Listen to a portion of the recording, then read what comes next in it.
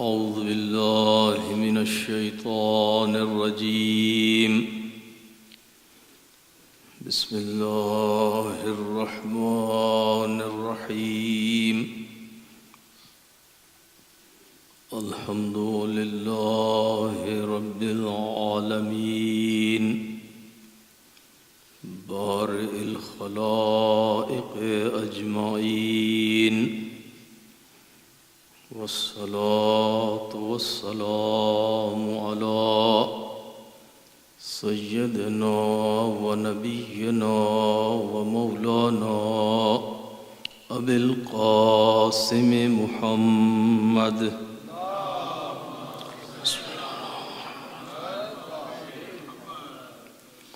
وعلى أهل بيته الطيبين الطاهرين الذين أذهب الله عنهم الرجس وطهرهم تطهيرا. صل على محمد وآل محمد. واللعنة الدائمة على أعدائهم أجمعين. أما بعد، فقال رسول الله صلى الله عليه وآله وسلم: إني تارك فيكم الثقلين، كتاب الله وعترتي أهل بيتي، ما إن تمسكتم بهما لن تضلوا بعدي، ولن يفترقا حتى يردا علي الحوض. صلوات.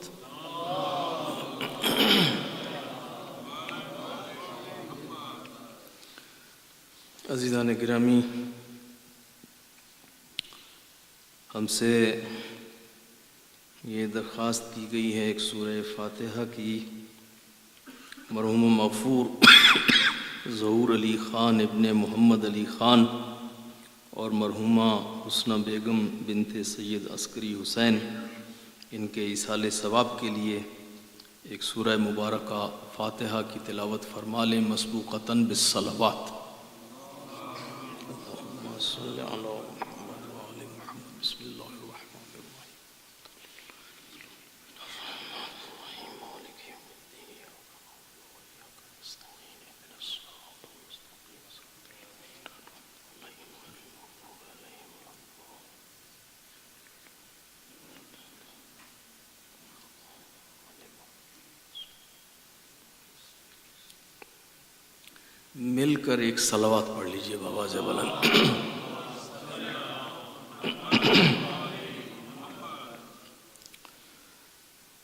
کل کی مجلس میں میں نے عرض کیا تھا کہ اس سال کی مجالس کا موضوع قرآن اور اہل بیت، اور قرآن اور اہل بیت کو اکٹھا ڈسکس کرنے کے لیے اور ان دونوں کے حوالے سے ایک جامع اور مستند گفتگو کرنے کے لیے جو سب سے موزوں نص تھی ہمارے پاس، وہ حدیث ثقلین کی صورت میں ہے. حدیث ثقلین عالم اسلام کی ایک ایسی دستاویز ہے کہ جو متفق علیہ ہے اور فریقین اہل سنت اور اہل تشیع دونوں کے درمیان اس پہ اتفاق پایا جاتا ہے. اب یہ الگ بات ہے کہ چونکہ اس حدیث کا مفاد اور مفہوم اور اس سے جو نتائج نکلتے ہیں وہ ہمارے برادران اہل سنت کے چونکہ حق میں نہیں جاتے، لہٰذا وہ اس حدیث کا عام طور پہ تذکرہ نہیں کرتے۔ چونکہ یہ ان کے حق میں نہیں جاتی تو وہ اس کا تذکرہ نہیں کرتے، ان کے مفادات کے خلاف ہے، سٹیٹس کو کے خلاف ہے، ان کی جو ریلیجس اسٹیبلشمنٹ ہے اس کے خلاف ہے کہ وہ اس حدیث کا تذکرہ کرے۔ اور یہ فطرت بشر ہے، اگر آپ غور فرمائیں تو یہ فطرت بشر ہے کہ ہر انسان چاہے وہ جتنا بھی انصاف پسند کیوں نہ ہو، وہ اس بات سے کنی کتراتا ہے کہ جس سے اس کے مفاد پہ ضرب لگتی ہو، جہاں سے اسے شرمندگی ہو، جہاں سے اسے پریشانی ہو، جہاں سے اس کے مفاد کو زد لگتی ہو، وہ اس بات کے تذکرے سے گھبراتا ہے، چاہے وہ حقیقت بھی ہے اور دل سے جانتا ہے کہ یہ حقیقت ہے، مگر وہ اس کے تذکرے سے گھبراتا ہے۔ آج ہی میں اپنی ای میلز چیک کر رہا تھا تو مجھے تعجب ہوا کہ کچھ اسلامک آرگنائزیشنز ہیں ہمارے بھائیوں کی، اور چونکہ ہم ان کی میلنگ لسٹ پہ ہیں تو ہمیں برابر ان کی ای میلیں آتی ہیں۔ تو ایک ای میل ہمیں کیلیفورنیا سے ملی، وہ اسلامک شورا کونسل، وہاں پہ ایک پلیٹ فارم ہے کہ یہ لاس اینجلس اور اس کے آس پاس کے جتنے ادارے، مسجدیں، سینٹرز، آرگنائزیشنز، یہ سب اس شورا کی ممبرز ہیں۔ تو یہ شورا ریپریزنٹ کرتی ہے گویا کہ وہاں لاس اینجلس اور اس کے آس پاس کے سارے مسلمانوں۔ اس کی ای میل آئی اور اس کا موضوع کیا تھا کہ happy new Islamic year, happy new Islamic year, یہ تو تھا اس کا عنوان جو چونکا دینے کے لیے کافی تھا۔ اب ہم نے اس کو پڑھا کہ ٹیکسٹ کیا ہے نیچے لکھا ہوا، تو انہوں نے کہا کہ اسلامک کیلنڈر کا یہ پہلا مہینہ ہے محرم، اور یہ بڑی عزت اور حرمت والا مہینہ ہے، اسی لیے اس کا نام محرم الحرام ہے، اور ہمیں چاہیے کہ ہم اس کی عزت اور حرمت کو سامنے رکھتے ہوئے اس میں ہم مظلوم اور اوپریسڈ مسلمان جو ہیں ان کی مدد کریں، اور ہم پچھلے سال کے اپنے جو بھی ہمارا جیسا گزرا ہے اس کو ہم ریویو کریں، سیلف اکاؤنٹنگ کریں، اگلے سال کے اپنے ہم پلانز بنائیں، اور عاشور کا روزہ رکھنا نہ بھولیں۔ جو چیز ان کو پورے محرم میں نظر آئی وہ عاشور کا روزہ ہے، اور پھر اس میں انہوں نے لکھا کہ البتہ اس میں حکم یہ ہے کہ اگر عاشورہ کا روزہ رکھا جائے تو ایک نہیں 2 روزے رکھے جائیں، یا تو 9 اور 10 محرم کا روزہ رکھا جائے، اور یا 10 اور 11 کا روزہ رکھا جائے، صرف ایک دن کا روزہ نہ رکھا جائے۔ یہ انہوں نے مسئلہ بیان کیا، اور اس کے بعد جو ہے وہ ای میل ختم ہو جاتی ہے۔ محرم کا مہینہ ہے، عزت و حرمت کا مہینہ ہے، اس میں ہمیں نیو ایئر ریزولوشن بنانا چاہیے، پچھلے سال کی اکاؤنٹیبلٹی کرنی چاہیے، اور عاشورہ کا روزہ رکھنا چاہیے۔ اس کے علاوہ ان کو محرم میں کچھ نظر نہیں آیا۔ یہ ای میل میرے پاس موجود ہے، اسلامک شورا کونسل جو کیلیفورنیا کی ہے، یہ ان کی ای میل ہے، اور اسی طرح کی اور بھی کافی ای میلز آ رہی ہیں۔ اب آپ کیا سمجھتے ہیں کہ یہ ملا، مولانا، ڈاکٹرز، پی ایچ ڈیز اور جو ان اداروں اور پلیٹ فارمز میں انوالو ہیں، کیا وہ نہیں جانتے کہ کربلا نام کی کوئی چیز بھی ہے اور کوئی حقیقت ہے؟ کیا وہ عاشورے کا روزہ جانتے ہیں اور عاشورے کے جہاد کو نہیں جانتے؟ کیا وہ یہود کا روزہ رکھنا عاشورہ کے دن یہ تو وہ جانتے ہیں، لیکن فرزند رسول کی وہ قربانی اور ذبح عظیم جو ہے، کیا اس سے غافل ہیں وہ؟ یقیناً جانتے ہیں۔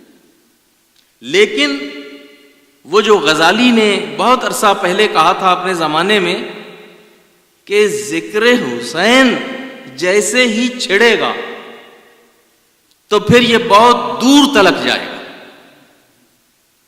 جب کربلا کا تذکرہ ہوگا، جب حسین کا تذکرہ ہوگا تو پھر یزید کا تذکرہ بھی ہوگا، اور جب یزید کا تذکرہ ہوگا تو پھر ساتھ میں اس کے باپ معاویہ کا تذکرہ بھی ہوگا، اور جب معاویہ کا تذکرہ ہوگا تو پھر ان لوگوں کا تذکرہ بھی ہوگا کہ جنہوں نے اتنا عرصہ تک معاویہ کو شام میں حاکم بنائے رکھا،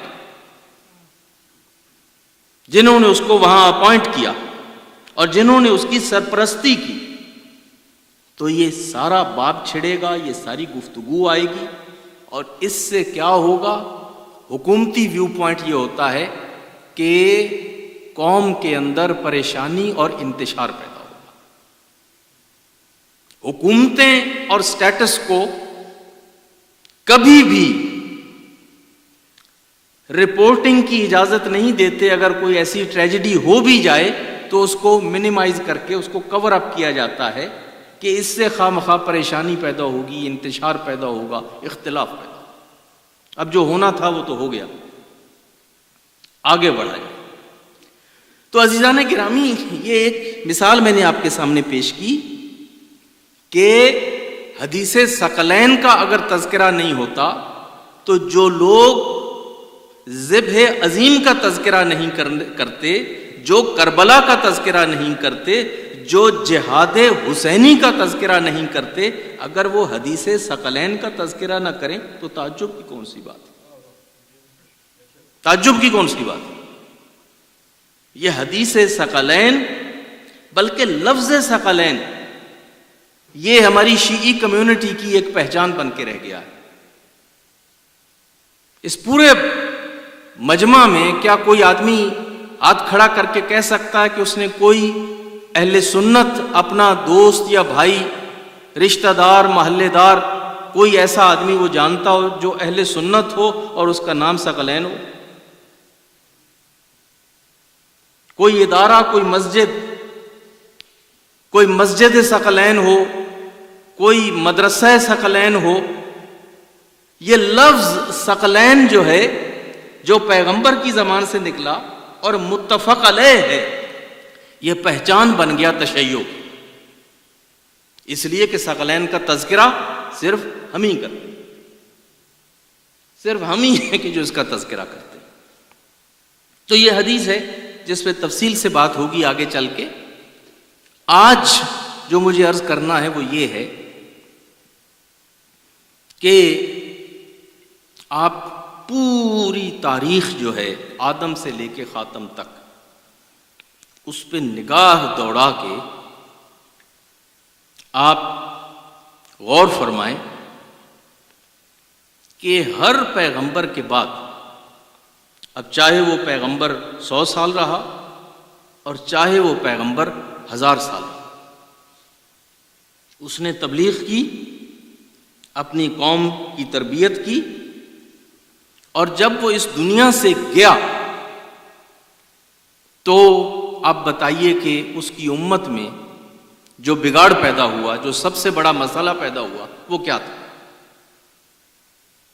اگر آپ کی نگاہ ہے تاریخ ادیان پہ تو آپ یقیناً جانتے ہیں کہ جو ایک مسئلہ آلموسٹ ہر نبی کے بعد اس کی امت میں پیدا ہوا، وہ یہ ہوا کہ انہوں نے وہ جو اسکرپچر تھا، وہ جو کتاب تھی، وہ جو صحیفہ تھا جو اس نبی نے چھوڑا تھا اپنے بعد انہوں نے اس کے اندر ٹیمپرنگ کر دی، انہوں نے اس کے اندر تحریف کر دی، انہوں نے اس کے اندر تبدیلیاں کر دی۔ یہ ہوا نا؟ آپ اتفاق کرتے ہیں نا میرے ساتھ؟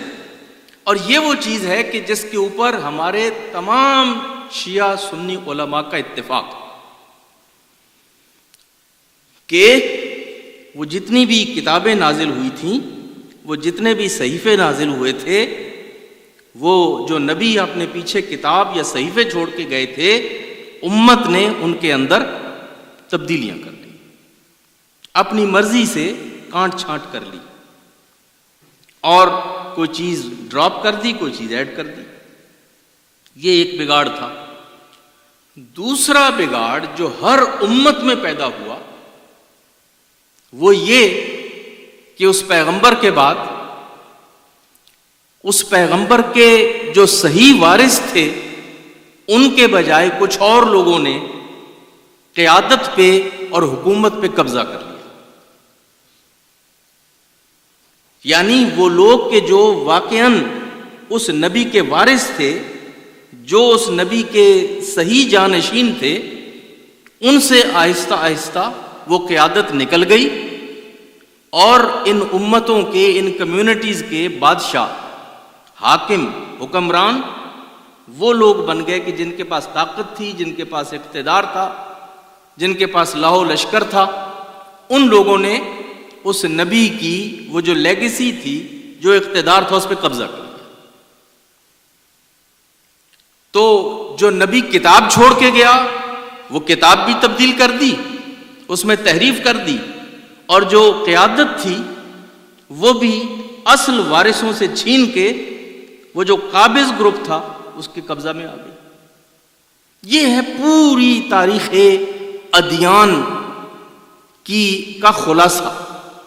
آپ ایک ایک نبی کی تاریخ اٹھا کے دیکھ لیں، ایک ایک نبی کی تاریخ اٹھا کے دیکھ لیں۔ چند دن، بلکہ موت فوت تو بعد کی بات ہے نا، قرآن مجید میں تذکرہ ہے حضرت موسیٰ صرف چند دن کے لیے غائب ہوئے تھے، صرف چند دن کے لیے حضرت موسیٰ پہاڑ پہ گئے تھے کہ وہاں سے اللہ سے وہ تورات لے کے آئیں، وہ ٹیمپلیٹس جو ہیں وہ لے کے آئیں۔ چند دنوں کے اندر وہ بنی اسرائیل کہ جس کو حضرت موسیٰ نے جان جوکھوں میں ڈال کے فرعون کی قید سے، فرعون کی اسیری سے نجات دلوائی تھی، ابھی وہ نیل سے نکلے ہیں، ابھی ان کے پاؤں گیلے ہیں، خشک نہیں ہوئے، اور حضرت موسیٰ آسمان پہ گئے، اور پیچھے کیا ہوا؟ سامری صاحب نے وہ قوم کو بہکا دیا۔ حضرت موسیٰ کے بعد وہ بچڑا بنا لیا، اور بچڑا بنا کے لوگوں کو بچڑے کی عبادت کروانا شروع کر دی۔ یہ 40 دن کے اندر اندر اتنا بڑا بگاڑ۔ یہ جو ہمیں کہا جاتا ہے نا کہ یہ کیسے ممکن ہے کہ رسول اللہ نے 23 سال لوگوں کے ساتھ کام کیا ہو، 23 سال رسول اللہ نے لوگوں کی تربیت کی ہو، 23 سال لوگ رسول اللہ کی صحبت میں رہے ہوں، اور ادھر رسول اللہ کی آنکھیں بند ہوں اور ادھر لوگ جو ہے وہ اپنی من مانی شروع کر دیں؟ یہ ہو نہیں سکتا۔ اور ہم کہتے ہیں کہ یہ بالکل ہو سکتا ہے اور ہوا ہے۔ اور اس کی مثال قرآن کھول کے دیکھو، حضرت موسیٰ بھی تو اولو العزم نبی تھے نا، حضرت موسیٰ بھی اولو العزم نبی تھے، ہم کسی عام آدمی کی بات نہیں کر رہے۔ تو اگر حضرت موسیٰ اپنی قوم کی تربیت کر چکے تھے، ان کو آزاد کروا کے لائے تھے، اور یوں 40 دن کے اندر اندر وہ قوم جو خدا پرست تھی اب وہ گوسالہ پرست ہو گئی، یہ ہوا یا نہیں ہوا؟ یہ قرآن میں لکھا ہے۔ تو اگر اس سے حضرت موسیٰ کے کام پہ کوئی حرف نہیں آتا، کبھی کسی نے الزام دیا کہ حضرت موسیٰ نے بھی کیا کام کیا؟ کمپیٹنس حضرت موسیٰ کی کبھی زیر سوال ہوئی کہ جی حضرت موسیٰ کیسے نبی تھے، کیسے استاد تھے، کیسے معلم تھے، کیسے لیڈر تھے؟ کہ 40 دن کے اندر اندر جو ہے وہ قوم گمراہ ہو گئی. تو جیسے حضرت موسیٰ کی امت کے گمراہ ہو جانے سے الزام حضرت موسیٰ پہ نہیں آتا، اگر امت محمد مصطفیٰ گمراہ ہو جائے تو الزام محمد مصطفیٰ پہ نہیں آتا. الزام محمد مصطفیٰ پہ نہیں آتا. یہ ہمیں ایموشنل بلیک میل کیا جاتا ہے.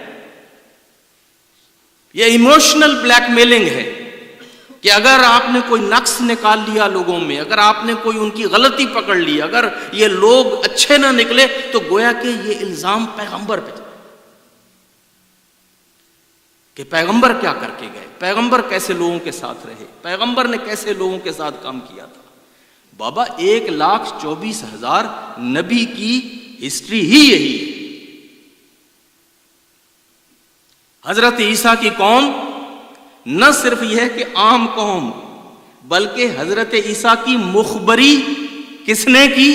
ون آف دا ڈسائپلز، یعنی وہ لوگ کہ جو بہت قریب تھے، جو انر سرکل کے لوگ تھے، ڈسائپلز، حواریون.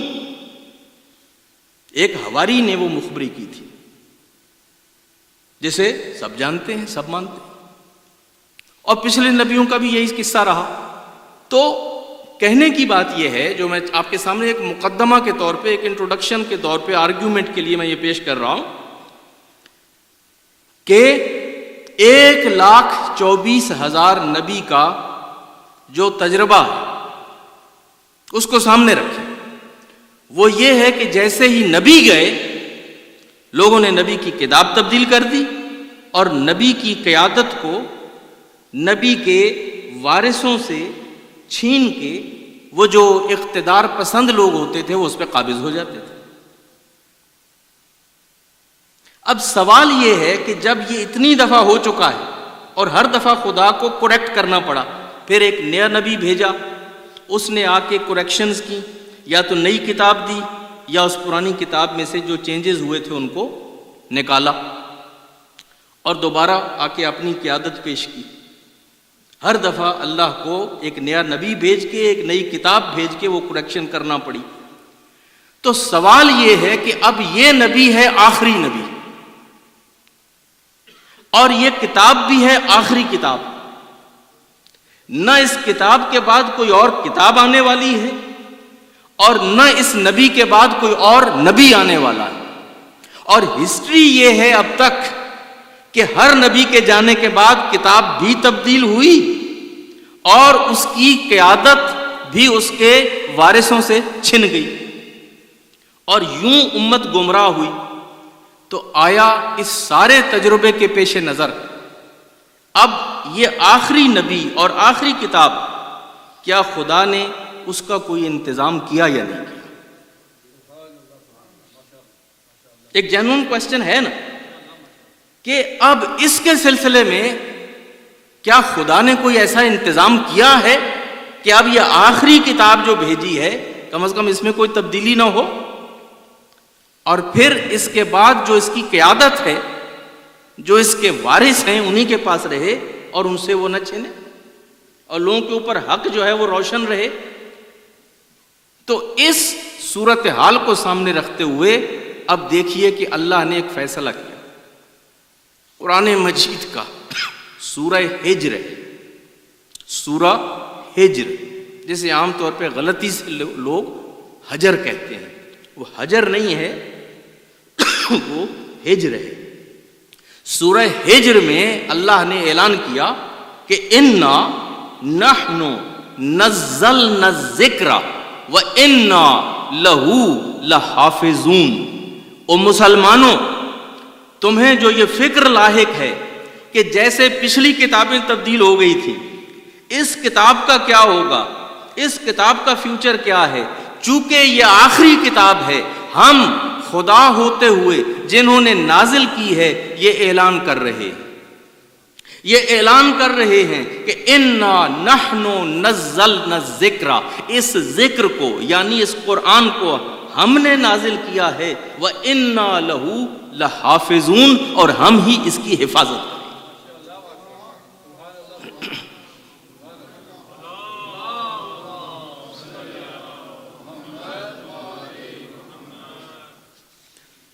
تو کم از کم ایک چیز کی تو ضمانت ہمیں مل گئی کہ بھلے رسول چلے جائیں، ختم نبوت ہو جائے، رسول کا انتقال ہو جائے، لیکن اس مرتبہ یہ کتاب تبدیل ہونے والی نہیں۔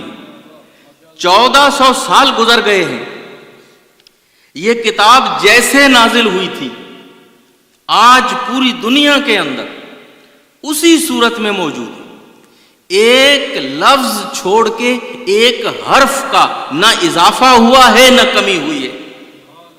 یہ اللہ کا وعدہ تھا کہ جیسے ہم نے نازل کی ہے ہم اس کی حفاظت کریں گے، جیسے نازل کی تھی ویسے کی ویسی وہ کتاب آج بھی موجود ہے، اور وہ کتاب ہدایت بشر کے لیے موجود ہے اور صبح قیامت تک رہے گی۔ اور حدیث ثقلین میں بھی اسی بات کی ضمانت دی گئی ہے کہ وہ ایک تو اللہ کی کتاب ہے۔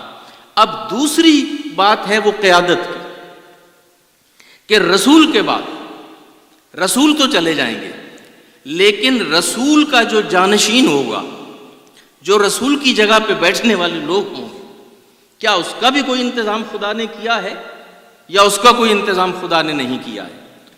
اس کا انتظام عزیزان گرامی اللہ کے رسول نے ایک جگہ پہ نہیں، ایک مقام پہ نہیں، جگہ جگہ پہ اور بار بار مجموعوں میں، گھر کے اندر اور گھر کے باہر، چھوٹے مجموعوں میں اور بڑے مجموعوں میں پیغمبر نے یہ اعلان کیا کہ انی تارکن فیکم الثقلین کتاب اللہ و عطرتی اہل بیتی، دیکھو میں تو جا رہا ہوں مگر اپنے پیچھے دو چیزیں چھوڑ کے جا رہا ہوں، ایک اللہ کی کتاب چھوڑ کے جا رہا ہوں اور ایک اپنی عطرت اہل بیت کو چھوڑ کے جا رہا ہوں،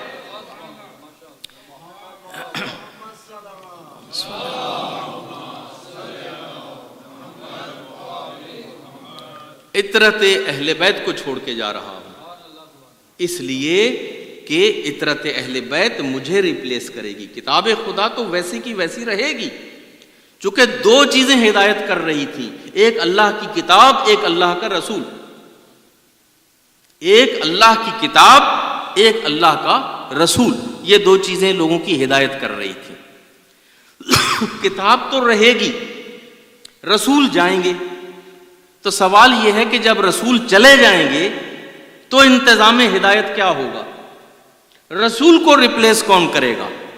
رسول کی جگہ پہ کوئی رسول تو آنے والا نہیں ہے، ختم نبوت ہو جائے گی، ختم رسالت ہو جائے گی، تو اب رسول کی ریپلیسمنٹ رسول خود بتا کے جا رہے ہیں کہ کتاب تو کتاب رہے گی مگر میری ریپلیسمنٹ جو ہے وہ میرے اہل بیت کی صورت میں موجود رہے گی۔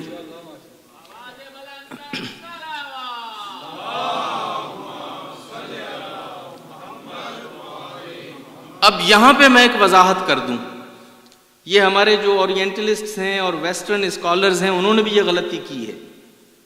میں نے کئی ان میں لوگوں کی کتابیں پڑھی ہیں اور دیکھا ہے، اور اہل سنت اسکالرز تو یہ امپریشن کریٹ کرتے ہی ہیں کہ جیسے آل آف سڈن پیغمبر کا انتقال ہو گیا، نہ پیغمبر نے کبھی سوچا تھا کہ میرے جانے کا وقت آ گیا ہے، اور نہ ہی آس پاس کے لوگوں کو کبھی یہ خیال ہی آیا ہو کہ حضور کے جانے کا وقت آ گیا ہے، اور بالکل جیسے کہ حالات چل رہے تھے صحیح نارمل، اور کسی کو دور دور تک بھی یہ خیال نہیں تھا کہ رسول یوں اچانک چلے جائیں گے، اور رات کو رسول سوئے، ہارٹ اٹیک ہوا اور چل کے دیکھا کہ رسول تو نہیں۔ لہذا ہم جسٹیفائی کر سکتے ہیں کہ اگر رسول نے کوئی اعلان نہیں کیا، کسی کو انٹروڈیوس نہیں کروایا، کسی کو اپوائنٹ نہیں کیا، تو وہ اس لیے نہیں کیا کہ نہ رسول کو اس بات کا کوئی خیال تھا، خواب و خیال بھی نہیں تھا، اور نہ ہی امت کو کوئی خواب و خیال تھا کہ رسول اب اس عمر کو پہنچ گئے ہیں، اس ایج کو پہنچ گئے ہیں، اتنے بیمار ہیں کہ اب تو ان کا چل چلاؤ کا وقت آ گیا۔ یہ ایک امپریشن کریٹ کیا جاتا ہے کہ جی یہ ایک حادثہ تھا، اچانک بس رسول اللہ بیمار ہوئے اور معمولی سی بیماری تھی، اور کسی کو خواب و خیال بھی نہیں تھا کہ یوں اچانک رسول چلے جائیں گے۔ لہٰذا رسول اللہ کوئی اعلان نہ کر سکے، کسی کو اپوائنٹ نہ کر سکے، اور یہ بات کمیونٹی کے لیے چھوڑ گئے۔ جبکہ اگر آپ تاریخ اسلام کا مطالعہ کریں اور ذرا آنکھیں کھول کے کریں تو ایک جگہ پہ نہیں، دسیوں جگہ پہ زندگی کے آخری سال میں بار بار رسول اللہ یہی کہہ رہے تھے کہ مجھے کسی وقت بھی بلایا جا سکتا ہے، کسی وقت بھی مجھے بلایا جا سکتا ہے اور میرے جانے کا وقت آ گیا، اور اس سال میں حج کرنے کے لیے جا رہا ہوں۔ اگر کسی کو میرے ساتھ حج کرنا ہے اور حج کے احکام کو سیکھنا ہے کہ حج کے احکام صحیح طرح سے کیسے بجا لائے جاتے ہیں، تو اس سال وہ حج کے لیے آئے اور میرے ساتھ حج کرے۔ یہ روایت اہل سنت کی ہر کتاب میں ملتی ہے، اور جتنا مجمع حجۃ الوداع میں آیا تھا، نہ اس سے پہلے رسول اللہ کے زمانے میں کبھی آیا تھا، اور نہ رسول اللہ کے انتقال کے بعد کئی سال تک پھر اتنا مجمع نہیں ہوا تھا۔ یہ جو کہا جاتا ہے کہ 1,20,000 یا 1,50,000 یا کم از کم نمبر جو دیا جاتا ہے وہ 1,00,000 کا دیا جاتا ہے، کہ 1,00,000 یا 1,20,000 حاجی میدان عرفہ میں موجود تھا اور اس نے پیغمبر کے ساتھ حج کیا۔ یہ اس لیے کیا تھا کہ پیغمبر نے اعلان کیا تھا کہ میرے جانے کا وقت آ گیا ہے اور یہ میری زندگی کا پہلا اور آخری حج ہوگا، اور جس کو میرے ساتھ حج کرنا ہے اور حج کے احکام کو سیکھنا ہے وہ اس سال میرے ساتھ حج پہ آئے۔ یہ اعلان پیغمبر نے کر دیا تھا۔ پھر اہل سنت کی ساری تفسیر کی کتابوں میں آپ سورہ نصر کی تفسیر دیکھ لیں، جس میں خدا کہتا ہے کہ بسم اللہ الرحمن الرحیم، اذا جاء نصر اللہ والفتح ورأیت الناس يدخلون فی دین اللہ افواجا فسبح بحمد ربک واستغفر انہ کان توابا۔ اس کی آپ اہل سنت کی کوئی تفسیر کھول لیں، آپ کو ایک روایت ملے گی رسول اللہ کے چچا عباس بن عبد المطلب سے روایت کی ہوئی۔ حضرت عباس رسول اللہ کے چچا جیسے ہی یہ سورہ نازل ہوا، انہوں نے اعلان کر دیا کہ بین السطور، بٹوین دا لائنز، اللہ نے خبر دے دی ہے کہ ہمارے رسول کے جانے کا وقت آ گیا۔ یہ روایت ہر تفسیر کی کتاب میں موجود ہے کہ حضرت عباس بن عبد المطلب نے یہ سورہ سنتے ہی کہہ دیا تھا کہ رسول اللہ کا چل چلاؤ ہے اور یہ ان کی خبر موت ہے۔ بٹوین دا لائنز اللہ نے رسول اللہ کی خبر موت سنائی۔ یہ دوسری روایت ہے، اور اس طرح کی کئی روایتیں ہیں کہ جو زندگی کا آخری سال تھا اس میں رسول اللہ نے بار بار یہ کہا کہ دیکھو، اللہ اپنے نبی کو چوائس دیتا ہے، آپشن دیتا ہے کہ چاہو تو پلٹ آؤ اور چاہو تو ابھی کچھ عرصہ اور جی لو۔ تو اللہ نے مجھے بھی وہ چوائس دی کہ جو اس نے ہر نبی کو دی، اور میں نے اللہ کے پاس جانے اور اللہ سے ملاقات کرنے کو اختیار کیا۔ لہذا مجھے اب کسی وقت بھی کال کیا جا سکتا ہے اور میں کسی وقت بھی جا سکتا ہوں۔ اس قسم کی روایتیں تاریخ اسلام کھول کے دیکھیے اور پیغمبر کی زندگی کا آخری سال دیکھیے، آپ کو یہ روایتیں جگہ جگہ ملیں گی۔ تو یہ تأثر جو پیدا کیا جاتا ہے کہ اچانک رسول اللہ بیمار ہوئے اور اچانک اس دنیا سے چلے گئے، اور اتنی فرصت ہی نہ ملی، اتنا موقع ہی نہ ملا کہ وہ امت کو بتا سکتے کہ اب میرے چلے جانے کے بعد تمہارا ولی اور تمہارا وارث کون ہوگا۔ اتفاقاً بالکل اس کے برعکس تاریخ ہمیں یہ بتاتی ہے، یہی حدیث جو میں آپ کے سامنے پڑھ رہا ہوں، رسول اللہ نے ایک مقام پر نہیں کسی ایک مجمع میں نہیں، کسی ایک جگہ پر نہیں، کم از کم تاریخ اسلام میں 4 مقام اور 5 مقام بتائے گئے ہیں کہ جہاں پر بے عین ہی رسول اللہ نے یہی حدیث جو ہے بار بار پڑھ کے سنائی۔ سب لوگوں کو پہلے اعلان کر کے حج پہ بلوایا، اور جب سارے لوگ حج پہ آ گئے اور وہ 1,00,000 حاجی جب میدان عرفہ میں اکٹھا ہوا اور پیغمبر نے وہ مشہور زمانہ خطبہ حجۃ الوداع کہا، اس خطبہ حجۃ الوداع کو پڑھ کے دیکھا جائے میدان عرفہ میں۔ اس خطبہ حجۃ الوداع کے اندر رسول اللہ نے جہاں اور بہت ساری باتیں کہیں، وہاں پہ یہ اعلان بھی کیا کہ دیکھو مجھے کسی وقت بھی بلایا جا سکتا، اور جب مجھے بلایا جائے گا تو میں لبیک کہتے ہوئے اللہ کی ملاقات کے لیے اس دنیا سے چلا جاؤں گا۔ اور دیکھو جاتے جاتے انی تارکن فیکم الثقلین کتاب اللہ و عطرتی اہل بیتی ما ان تمسکتم بہما لن تضلوا بعدی، یہ اس خطبہ حجۃ الوداع کا حصہ ہے۔ یہ اتنے بڑے مجمع کے اندر اعلان کر دیا کہ کسی وقت بھی آواز آ سکتی ہے، کسی وقت بھی بلاوا آ سکتا ہے، اور جاتے ہوئے میں اپنے پیچھے 2 چیزیں چھوڑ کے جا رہا ہوں، اللہ کی کتاب اور اپنی عطرت۔ یہ اعلان کہاں کیا؟ خطبہ حجۃ الوداع میں کیا۔ پھر خطبہ حجۃ الوداع کا اعلان کرنے کے بعد اگلے دن جب منا میں جاتے ہیں، منا میں گئے، وہاں پہ ایک مسجد ہے جس کا نام مسجد خیف ہے۔ یہ وہ بڑی مبارک مسجد ہے جس میں بہت سارے انبیاء نے نماز پڑھی۔ اس مسجد میں نماز پڑھنے کی بڑی فضیلت ہے، اور یہ مسجد منا میں ہے۔ منا میں جب رسول اللہ جاتے ہیں اور اس مسجد خیف میں جاتے ہیں تو ایک خطبہ وہاں پہ ارشاد فرمایا، اور پھر اسی بات کا تکرار کیا کہ دیکھو کسی وقت بھی بلاوا آ سکتا ہے، اور میں اس بلاوے پہ لبیک کہہ کے اس دنیا سے چلا جاؤں گا، مگر جانے سے پہلے انی تارکن فیکم الثقلین کتاب اللہ و عطرتی اہل بیتی ما ان تمسکتم بہما لن تضلوا بعدی۔ یہ دوسرا موقع ہے، اگلے ہی دن، یعنی عرفات میں بھی کہا اور پھر منا میں بھی کہہ رہے ہیں۔ اور یہ یوں ہے کہ جیسے پرائم ٹائم میں یہاں کا کوئی پریزیڈنٹ آئے نا خطاب کرنے کے لیے، تو وہ شام کے 5-6 بجے کا کوئی ٹائم غالباً اختیار کیا جاتا ہے، جسے پرائم ٹائم کہتے ہیں، کہ سب سے بڑا کیریئر، سب سے بڑا چینل، اور وہ پرائم ٹائم پہ وہ تقریر ہوتی ہے، ٹیلی کاسٹ ہوتی ہے۔ پیغمبر نے اعلان کر کے لوگ بلوائے، اور اتنے بڑے مجمع کے اندر کھڑے ہو کے یہ اعلان کیا۔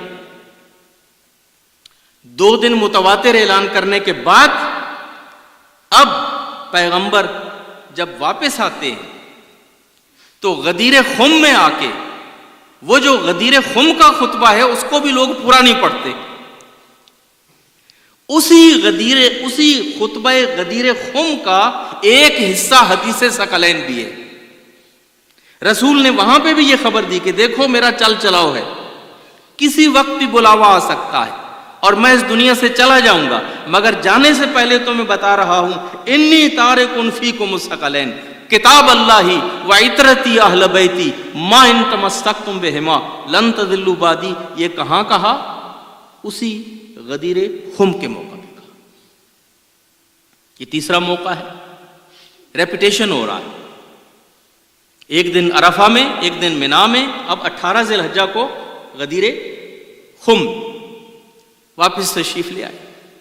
واپس تشریف لانے کے بعد اب جب بیمار ہوتے ہیں تو بستر مرگ کے اوپر پھر یہی حدیث پیغمبر نے، جب کمرہ بھرا ہوا تھا، اصحاب سارے بیٹھے ہوئے تھے، اہل بیت کے افراد بھی بیٹھے ہوئے تھے، تو پھر اس بھرے ہوئے کمرے میں ان سب سے خطاب کر کے پیغمبر یہی فرماتے ہیں میں جا رہا ہوں مگر انی تارکن فیکم الثقلین۔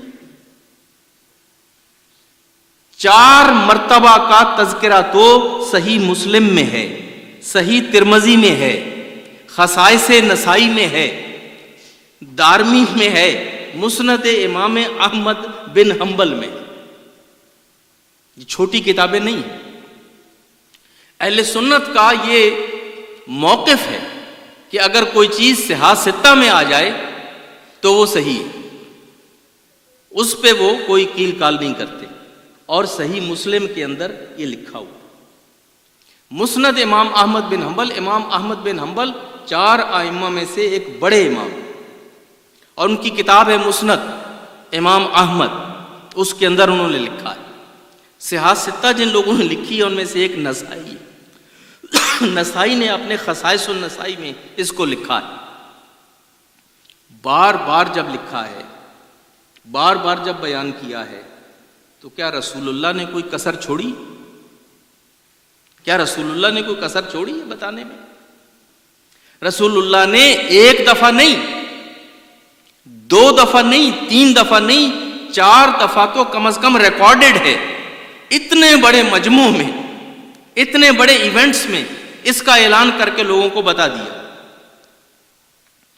اور یہ وہ حدیث ہے کہ جسے اور تو اور ابن حجر نے سوائق محرقہ میں بھی لکھا ہے۔ آپ کو معلوم ہے نا ابن حجر کتنا متعصب آدمی تھا، اس نے کتاب لکھی تھی سوائق محرقہ، جلا دینے والی بجلیاں، کہ یہ وہ کتاب ہے کہ جو شیعوں کو جلا دینے والی۔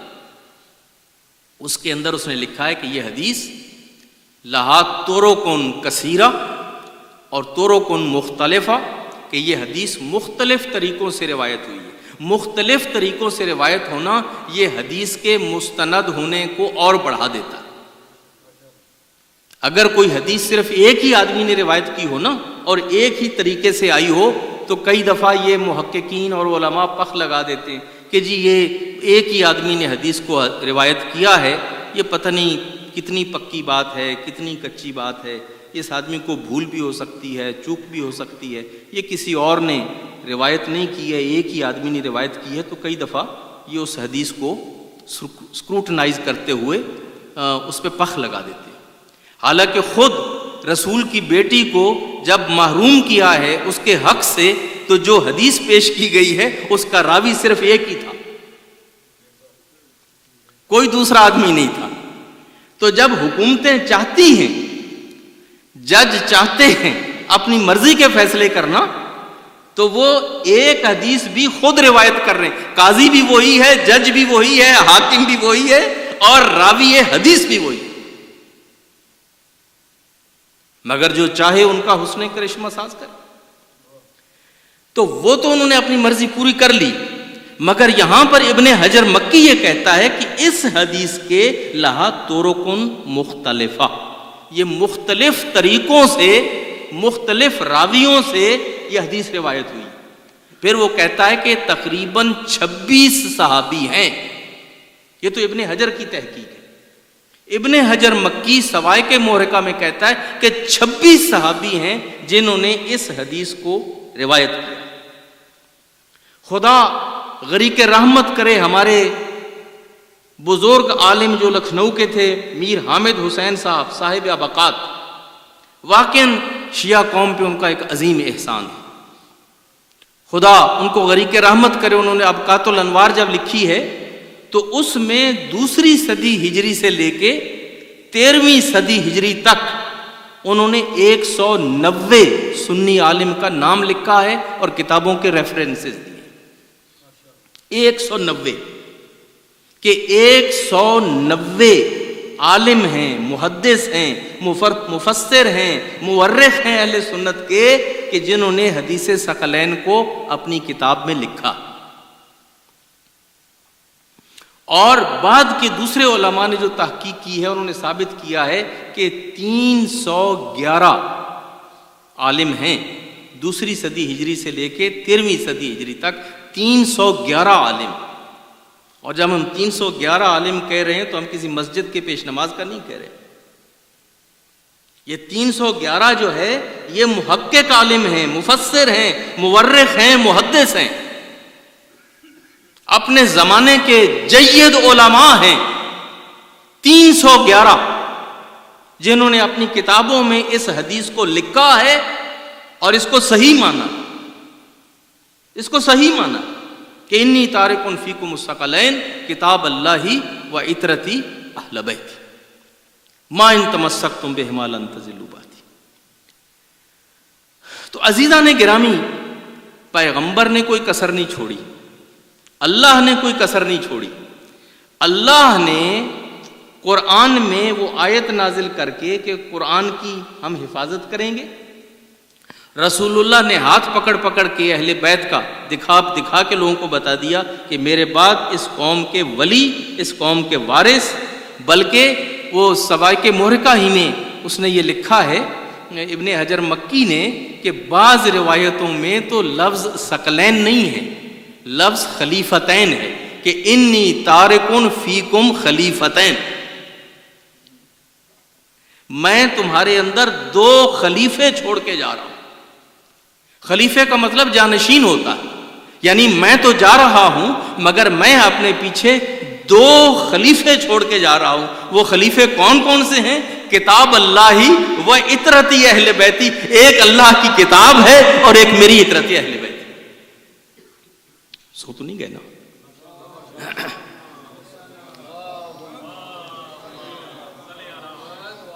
ہماری عادت نہیں ہے لوگوں کو مجبور کرنے کی کہ آپ ضرور نعرہ لگائیں اور ضرور صلوات پڑھیں اور بآواز بلند اور بار بار پڑھیں. اب یہ آپ کی اپنی مرضی ہے، اگر آپ عبادت کرنا چاہتے ہیں.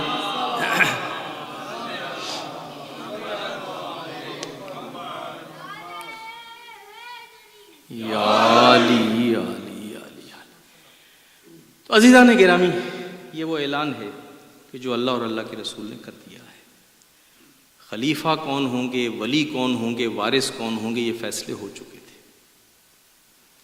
اب اگر کوئی یہ کہے کہ اگر فیصلہ ہو گیا تھا اور رسول بتا کے گئے تھے تو یہ بعد میں بھانت کی بولیاں کیسے بولی گئیں، تو ہم اس کا جواب یہ دیتے ہیں کہ بھائی یہ تو بات رسول اللہ نے چلیں 4 مقامات پہ بیان کی ہے، اعلان کیا ہے.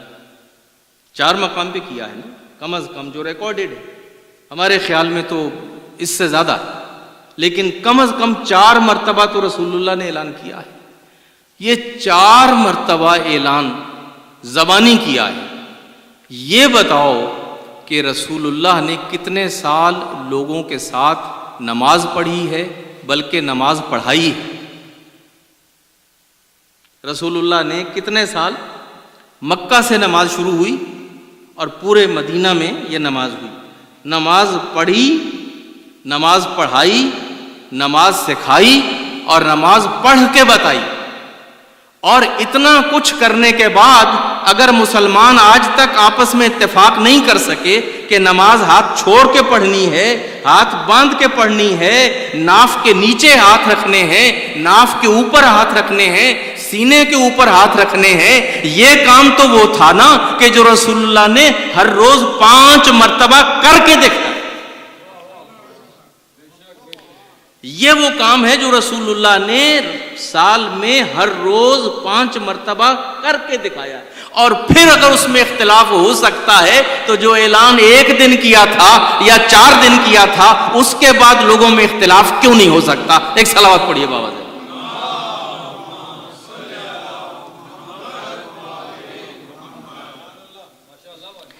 لہٰذا یہ جو ایموشنل بلیک میل ہے نا، کہ اگر رسول اللہ نے اعلان کیا ہوتا تو پھر کسی کی کیا مجال تھی کہ لوگ رسول اللہ کی کہی ہوئی بات کا پاس نہ رکھتے اور لوگ خود اکٹھا ہو کے اپنا فیصلہ خود کر لیتے. اگر لوگوں نے اپنا فیصلہ الگ کیا ہے اور خود سے کیا ہے تو اس کا مطلب یہ ہے کہ رسول اللہ نے کہا نہیں تھا، رسول اللہ نے بتایا نہیں تھا. یہ ایموشنل بلیک میل ہے. رسول اللہ نے اپنی زندگی میں بہت کچھ کہا اور جو تاریخ پہ نظر رکھتے ہیں وہ جانتے ہیں کہ رسول اللہ کے سامنے کھڑے ہو کے لوگوں نے رسول اللہ کی مخالفت کی. رسول اللہ نے حکم دیا. یہ جب آخری حج گئے ہیں اس پہ رسول اللہ، تو ایک بہت بڑا جو کنٹروورسی پیدا ہوئی وہ حج تمتع، وہ عمرہ تمتع کی پیدا ہوئی. عرب چونکہ انہوں نے حج کے احکام بگاڑ دیے تھے اور وہ حج ابراہیمی نہیں رہا تھا اور لوگوں نے اپنے پاس سے اس میں ایڈیشنز کر لیے تھے. ان میں سے ایک چیز یہ تھی کہ یہ عمرہ تمتع نہیں کرتے تھے. اب آپ میں سے جو لوگ حاجی ہیں، حج پہ جا چکے ہیں، آپ جانتے ہیں کہ ہم پہلے جا کے ایک عمرہ کرتے ہیں. ہم مسجد شجرہ سے یا مسجد جوفہ سے احرام باندھتے ہیں اور مکہ جا کے ایک عمرہ کرتے ہیں، عمرہ تمتع. اور پھر اس کے بعد ہم احرام کھول دیتے ہیں، محل ہو جاتے ہیں 3 4 5 دن کے لیے. پھر دوبارہ حج کا احرام باندھتے ہیں. اب یہ عرب کے جاہل بدو جو ہیں، انہوں نے یہ چھوڑ دیا تھا. تو جب رسول اللہ نے حج کیا، اور مقصد بھی یہی تھا کہ امت کو حج کے صحیح احکام بتائے جائیں، تو جب عمرہ تمتع کی بات ہوئی تو وہی صاحب کے جو عام طور پہ بڑے آگے بڑھ کے اعتراض بھی کرتے تھے اور ہاتھ کھڑا کر کر کے انکار بھی کرتے تھے، جن کو صلح حدیبیہ میں بھی بڑی تکلیف ہوئی تھی اور بھی بہت سارے مقامات پہ ان کو ہمیشہ تکلیف رہی، وہ بالکل مان کے نہیں کہ ہم عمرہ تمتع کریں گے، اور ایسے رقیق الفاظ میں آ کے اعتراض کیا کہ میں ممبر سے بیٹھ کے وہ بیان بھی نہیں کر سکتا کہ آپ ہم سے یہ چاہ رہے ہیں کہ ہم خانہ خدا میں آئے ہیں، مکہ میں آئے ہیں، احرام باندھ کے آئے ہیں، اور ہم احرام کھول دیں اور ہمارے سروں سے صبح جب ہم مسجد میں نماز پڑھنے کے لیے آئیں تو غسل کے قطرے جو ہیں وہ ہمارے سر سے گر رہے ہوں؟ نہیں، ہم ایسا نہیں کریں گے. رسول اللہ نے کہا کہ بھائی میں بتا رہا ہوں، نبی میں ہوں، رسول میں ہوں، اور میں تمہیں مسئلہ بتا رہا ہوں. تو یہ ایک صرف مثال ہے. یہ جو ایک لوگوں میں بات راسخ کر دی گئی ہے کہ بس جو پیغمبر کہتے تھے لوگ من و عن اس پہ عمل کرتے تھے. یہ من و عن والی بات جو ہے یہ اس زمانے میں نہیں تھی. صلح حدیبیہ کا قصہ آپ کو معلوم ہے کہ کتنا شور مچایا تھا، کہ مجھے کبھی اتنا شک نہیں پڑا جتنا آج پڑا. اور اس کے اوپر اور پھر پیغمبر نے مرض الموت میں وہ جو حکم دیا تھا لشکر اسامہ کا، جیش اسامہ، یہ تو کتابوں میں لکھا ہوا. پیغمبر نے کہا کہ خبر ملی تھی کہ اسامہ کا باپ جو ہے زید بن حارثہ اور عبداللہ بن رواحہ اور جعفر طیار یہ شہید ہو گئے تھے اس جنگ میں. تو پیغمبر نے ایک لشکر تیار کیا اور یہ جتنے بھی بڑے بڑے تھے ان سب کو اس لشکر میں ڈالا، اور لشکر میں ان کو اپوائنٹ کر کے ان کا سپہ سالار ایک ایسے لڑکے کو بنایا جس کے نہ ابھی داڑھی آئی تھی نہ مونچھ آئی تھی. جن لوگوں نے علی کے اوپر اعتراض کرنا تھا نا بعد میں کہ علی تو ابھی جوان ہیں اور بڑے اور بوڑھوں کے ہم سب کے یہ لیڈر کیسے بن سکتے ہیں، ابھی 33 سال کے جوان ہیں علی، اور اس کمیونٹی میں اتنے بڑے ہیں اور بوڑھے ہیں، اور بڑے اور بوڑھوں کے ہوتے ہوئے علی جو ایک 33 سال کے جوان ہیں ان کو کیسے خلیفہ اور امام بنا دیا ہے. رسول اللہ نے اس کا پریسیڈنٹ پہلے سیٹ کر دیا تھا، اسامہ کو ان سب کا سردار بنا.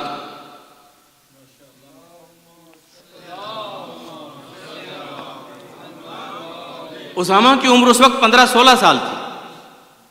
15-16 سال کے لڑکے کو، اور اس کا نام بھی جیش اسامہ رکھا گیا کہ اسامہ کا لشکر، جیش اسامہ. اور اس کے اندر کون تھے؟ یہ جتنے خلیفے بنے یہ سارے اس لشکر میں تھے، ڈرافٹ ہوئے تھے کہ آپ بھی جائیے، آپ بھی جائیے، آپ بھی جائیے. اور آپ کا سپہ سالار کون ہوگا؟ آپ کا بڑا کون ہے؟ اسامہ، یہ 15 سال کا لڑکا.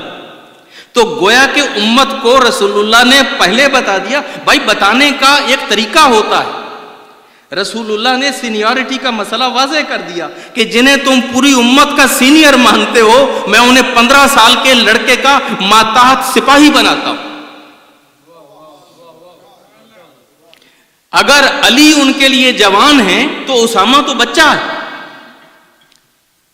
لیکن کیا ہوا؟ رسول اللہ چیختے رہے اور لشکر جو ہے وہاں سے چل کے نہیں دیا.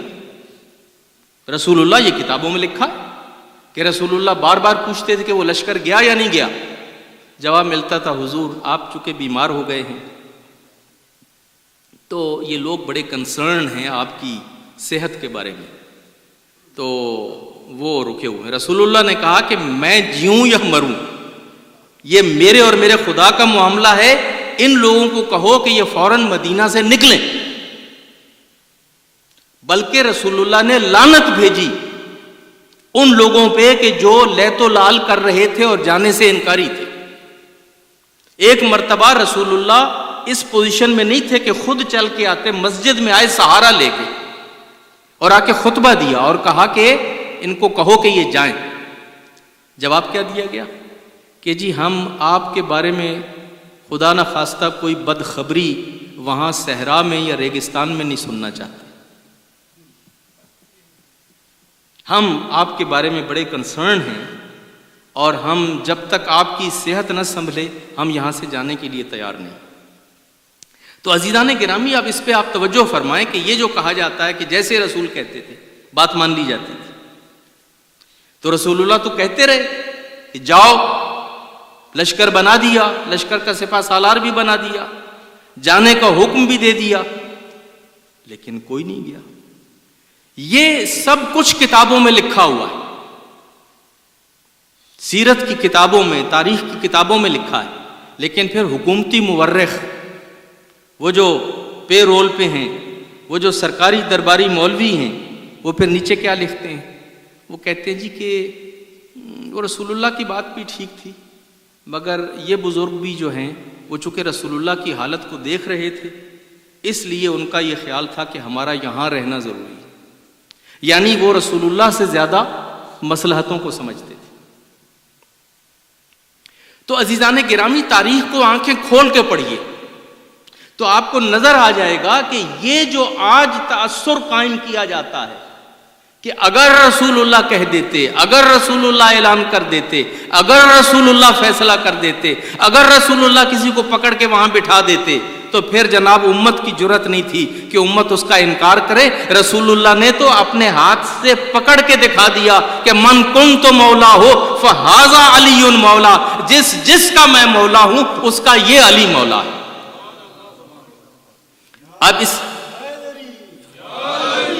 اب اس سے زیادہ رسول اللہ کیا کر سکتے تھے؟ رسول اللہ نے عرفہ میں بھی اعلان کیا، منا میں بھی اعلان کیا، غدیر میں بھی اعلان کیا، اور بستر مرض پہ بھی۔ اب اس کی تفصیل جو ہے اس حدیث کی، اس کے اندر بہت سارے مطالب ہیں جو انشاءاللہ اگلے دنوں میں بیان کروں گا، لیکن رسول اللہ نے، عزیزان گرامی، کوئی بھی بڑا لیڈر، ہم مسجد کے مولوی بھی ہیں نا، تو ہم بھی اپنی مسجد کو اپنے جانشین کے بغیر نہیں چھوڑتے، اپنی مسجد کو اپنے نائب کے بغیر، اپنے سکسیسر کے بغیر نہیں چھوڑتے۔ آرگنائزیشنز ہیں، کارپوریشنز ہیں، لیڈرشپس ہیں، آپ آرگنائزیشنز رن کرتے ہیں، ادارے رن کرتے ہیں، تو کیا آپ فیوچر کی فکر نہیں کرتے کہ آپ کے بعد کیا ہوگا؟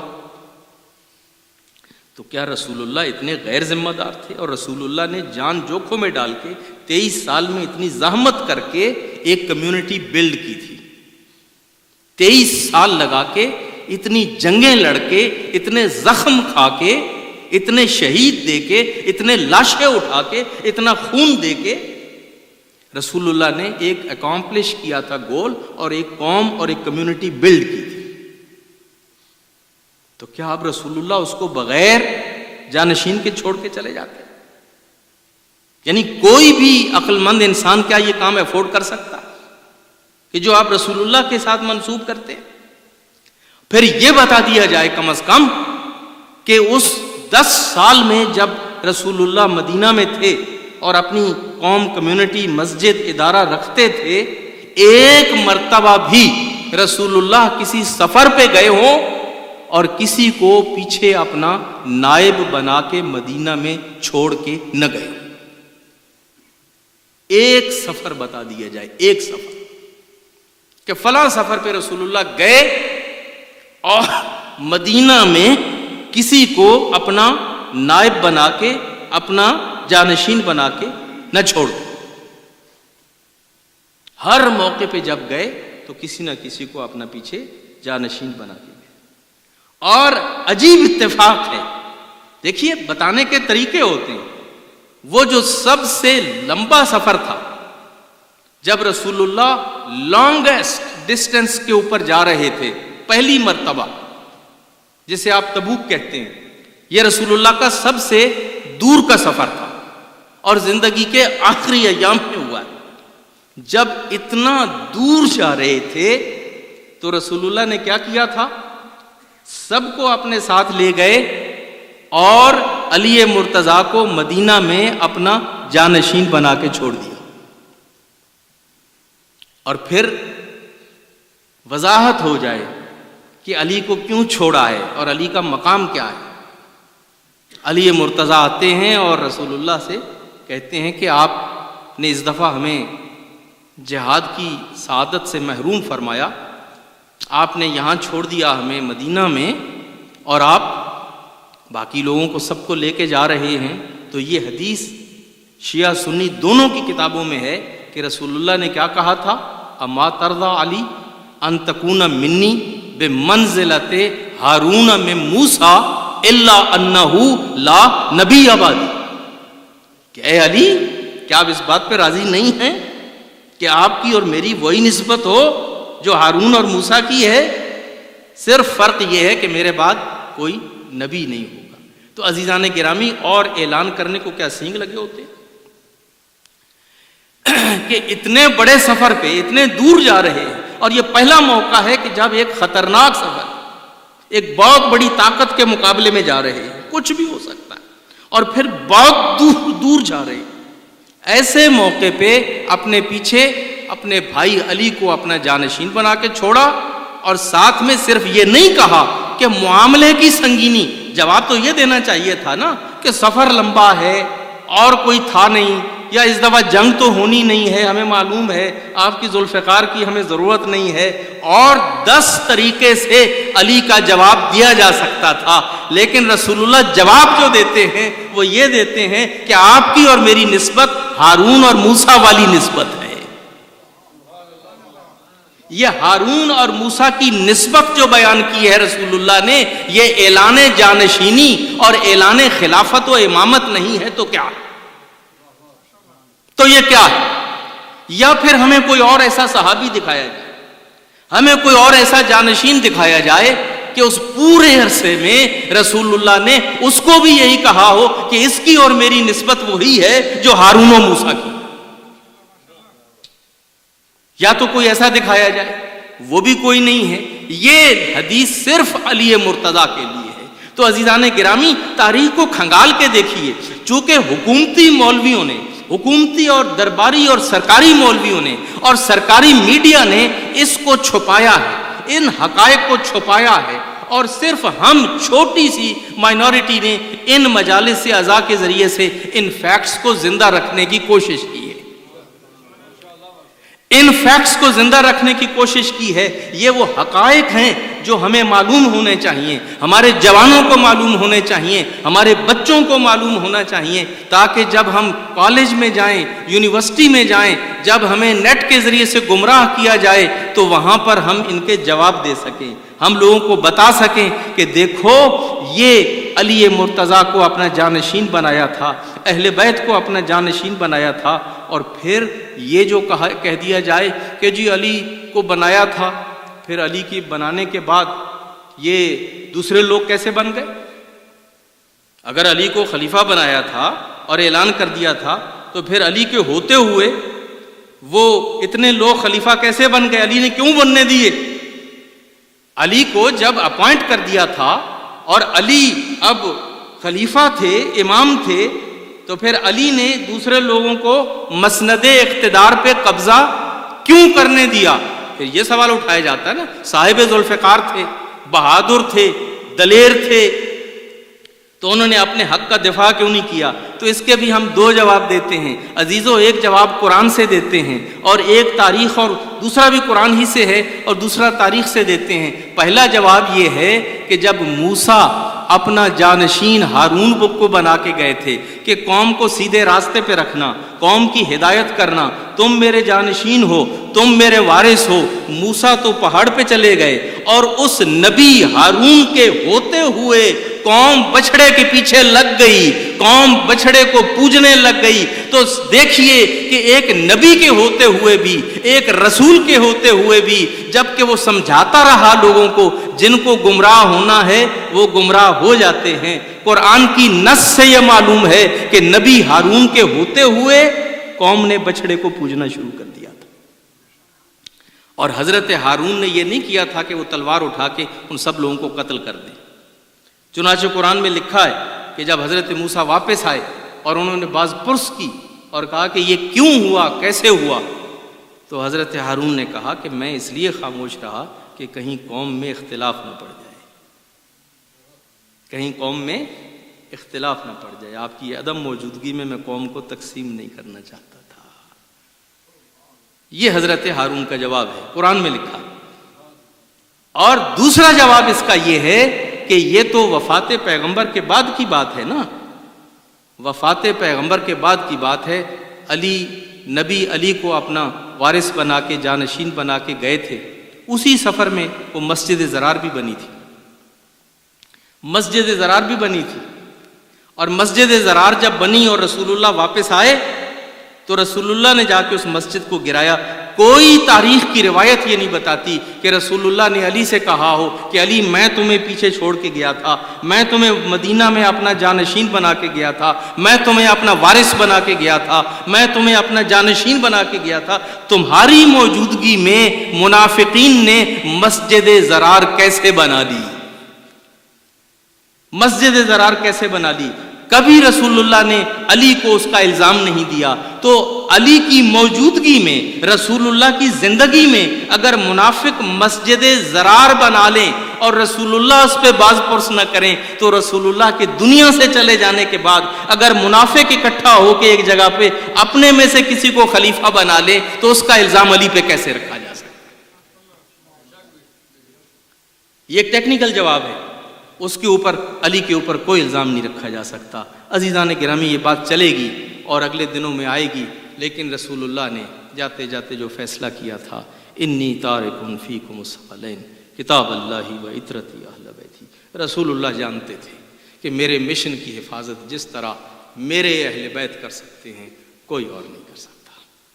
اور تاریخ اس بات کی شہادت دیتی ہے، سنی اور شیعہ تاریخ اس بات کی شہادت دیتی ہے کہ جب بھی اسلام کے اوپر بنی ہے، یہ رسول اللہ کے اہل بیت ہیں جنہوں نے آ کے اسلام کا دفاع کیا ہے۔ انہوں نے اس دین خدا اور دین محمد کا دفاع کرنے کے لیے اپنا وطن چھوڑا، مدینہ سے ہجرت کی، مکہ میں آئے، مکہ میں آ کے اپنے احرام کو کھول دیا، حج کو عمرے میں تبدیل کیا، مکہ جو حرم خدا ہے اس کو چھوڑ دیا اور عراق کا سفر کر لیا۔ اپنی مستورات کے ساتھ، چھوٹے چھوٹے بچوں کے ساتھ، یہ سفر اس زمانے کے یہ بڑے پرصعوبت سفر ہوا کرتے تھے عزیزوں، یہ آسان سفر نہیں تھے، گرمیوں کا سفر تھا، اور یہ ان بیبیوں کا سفر تھا کہ جو گھر سے باہر نکلنے کی عادی نہیں تھیں۔ یہ فاطمہ کی بیٹیاں تھیں، یہ علی کی شہزادیاں تھیں، اور اس دین محمد مصطفیٰ کی حفاظت کے لیے حسین نے ان کو اونٹوں پہ سوار کر کے مدینہ سے مکہ لے کے گئے، جس میں چھوٹے چھوٹے بچے ہیں، جس میں وہ مستورات ہیں، اور یہ سب اس لیے جا رہے ہیں کہ اللہ اور اللہ کے رسول کے دین کی حفاظت کی جائے۔ لمبا سفر طے کر کے یہ مکہ سے کربلا میں پہنچتے ہیں۔ کربلا میں کیسے آئے، جب ہم حضرت حر کی شہادت پڑھیں گے تو پھر اس وقت تفصیل بیان کریں گے، لیکن کربلا میں یہ قافلہ پہنچ گیا۔ بتایا یہ جاتا ہے کہ عصر کا وقت تھا۔ عصر کا وقت ویسے ہی ایک دلگیر سا وقت ہوتا ہے، سورج غروب ہونے کے نزدیک ہوتا ہے، انسان کا دل ویسے ہی اس پہ ایک گھبراہٹ سی طاری ہو جاتی ہے۔ ایک لک و دک صحرا، ایک صحرا، اور اس کے اندر جب فرزند رسول نے کہا کہ عباس بیبیوں کو یہاں اتار لو، بچوں کو یہاں اتار لو اور یہاں پہ خیمے لگا دو۔ ایک مرتبہ جو اس صحرا کو دیکھا تو ابو الفضل العباس کہتے ہیں کہ مولا یہ بیویاں اور یہ بچے اور ان کو اس لق و دق صحرا میں یہاں پہ جہاں سایہ نہیں ہے، جہاں پہ کوئی گرینری نہیں ہے، یہاں پہ اتارا جائے؟ کہا ہاں عباس، میرا خدا سے یہی وعدہ ہوا تھا کہ میں نے اس ریگستان کو آباد کرنا ہے۔ یہی زمین جو آج تمہیں صحرا کے طور پہ نظر آ رہی ہے نا، بڑی ڈراؤنی سی، یہاں شہر بنے گا، یہاں پہ ایک تربت حسین کے ساتھ یہ جگہ آباد ہوگی، یہ جنت معلیٰ بنے گی۔ اور عباس اتار دو۔ ایک مرتبہ بیویوں کو اتارا گیا، بچوں کو اتارا گیا اور خیمے لگائے گئے۔ عزیزو، ایک راوی ہے جو بیان کرتا ہے، ظاہراً حکومتی لشکر کے ساتھ تھا، وہ کہتا ہے میں نے 2 محرم کو یہ خیمے لگتے ہوئے بھی دیکھے تھے، اور پھر 10 محرم کی عصر کو میں نے یہ خیمے جلتے ہوئے بھی دیکھے تھے۔ یا تو وہ ابو الفضل العباس اور علی اکبر اور عون اور محمد اور اصحاب اور اولاد سب مل کے وہ خیمے لگا رہے تھے اور بیویوں اور ان بچوں کو ان خیموں میں جا کے چھوڑ رہے تھے، اور یا پھر میں نے عصر عاشور ان خیموں کو لٹتے ہوئے بھی دیکھا اور ان کو جلتے ہوئے بھی دیکھا۔ اور عالم یہ تھا کہ بیویاں ایک خیمے کو آگ لگتی تھی تو وہاں سے وہ نکل کے اگلے خیمے میں چلی جاتی تھی، جب آگ وہاں پہنچ جاتی تھی تو ساری بیویاں بچوں کو اپنے دامن میں لے کے اگلے خیمے میں چلی جاتی تھیں، جب آگ وہاں چلی آتی تھی تو وہاں سے اگلے خیمے میں چلی جاتی تھی۔ عزیزو، اس زمین پہ صرف یہی بیویاں نہیں آئیں، صرف یہی بیویاں اور بچیاں نہیں آئی ہیں، یہ وہ زمین ہے کہ ایک روایت پڑھ کے میں مجلس کو ختم کرتا ہوں۔ شب عاشور کا یہ واقعہ ہے، رات کو جب مولا وصیتیں کر چکے، عبادتیں کر چکے، ریاضتیں کر چکے، تو روایت ملتی ہے کہ مولا اکیلے ایک مرتبہ نکل پڑے مقتل کی طرف، چل دیے۔ جب اکیلے چل دیے نا تو چلتے چلتے ایک مرتبہ مولا کے کانوں میں جیسے کوئی آواز آئی، مڑ کے دیکھا ایک فداکار صحابی ہے نافع، وہ پیچھے چلتا چلتا آ رہا ہے۔ نافع، میں نے تو تمہیں نہیں بلایا تھا۔ کہا مولا میری جان آپ پہ قربان ہو جائے، میں آج کی رات آپ کو اکیلے یوں مقتل میں کیسے جانے دوں؟ مولا ہمیں خطرہ ہے، یہ ذلیل دشمن ہے، کمینہ دشمن ہے، کہیں آپ پہ حملہ نہ کر دے۔ مولا میں اس لیے آپ کے پیچھے آ رہا ہوں کہ کم از کم میں حفاظت کر سکوں۔ کہا نافع آ گئے ہو تو چلو پھر آؤ میرے ساتھ، آؤ میرے ساتھ۔ اب جو لے کے نافع کو گئے، تھوڑے قدم آگے گئے، کہا نافع میرا اکبر سینے میں برچھی کھا کے یہاں گرے گا، یہ جگہ ہے جہاں پہ میرا اکبر گرے گا۔ تھوڑے آگے گئے، کہا میں اپنے قاسم کی لاش کے ٹکڑے جو ہے وہ یہاں سے اکٹھا کروں گا، یہاں پہ میرا یتیم حسن مجتبیٰ گرے گا۔ اور چلتے چلتے دور نکل گئے، کہا یہاں پہ میرے بھائی ابو الفضل العباس کے شانے کٹیں گے۔ یوں ایک ایک جگہ بتا رہے تھے، مقتل کا گویا کہ جائزہ لے رہے ہیں، کل کا نقشہ بھی بنا رہے ہیں۔ ایک مرتبہ سنتے سنتے جب مولا اور نافع کے درمیان بات ہو رہی ہے نا، تو مولا کہتے ہیں نافع یہ تو بات ہم سے کر رہا ہے اور تیرا کان جو ہے وہ کہیں اور لگا ہوا ہے، یہ بات ہم سے کر رہے ہو اور کان تمہارا کہیں اور لگا ہوا ہے۔ کہا مولا مجھے ڈر ہے، جیسے آپ مقتل میں اکیلے نکل آئے ہیں، کوئی مستور بھی مجھے لگتا ہے کہ خیمے سے نکل کے یہاں باہر چلی آئی ہے مقتل میں، مجھے کسی مستور کی رونے کی آواز آ رہی ہے۔ ایک مرتبہ یہ سننا تھا، مولا نے کہا نافع آپ پیچھے پلٹ جاؤ، اب تم واپس چلے جاؤ، اب یہ میری ماں ہے جو نشیب میں آ کے اس جگہ کو دیکھ رہی ہے کہ جہاں پہ مجھے اپنی قربانی پیش کرنی ہے۔ ایک مرتبہ حسین اس نشیب میں جاتے ہیں جہاں ماں اس جگہ کو تیار کر رہی ہے، جہاں نازوں کے پلے حسین کو اپنی قربانی پیش کرنا۔ الا لعنت اللہ علی قوم الظالمین وسیعلم الذین ظلموا ای منقلب ینقلبون۔ پروردگار ہماری اس قلیل سی عبادت کو قبول و منظور فرما۔ پروردگار جتنے بھی عزادار مجلس میں حاضر ہوئے ہیں ان سب کی حاجات کو پورا فرما، دعاؤں کو مستجاب فرما، مشکلات کو برطرف فرما، سب کو صحت اور سلامتی عطا فرما، پروردگار سب کے جو بھی حاجات ہیں ان کو پورا فرما، مرحومین کی مغفرت فرما، سلطان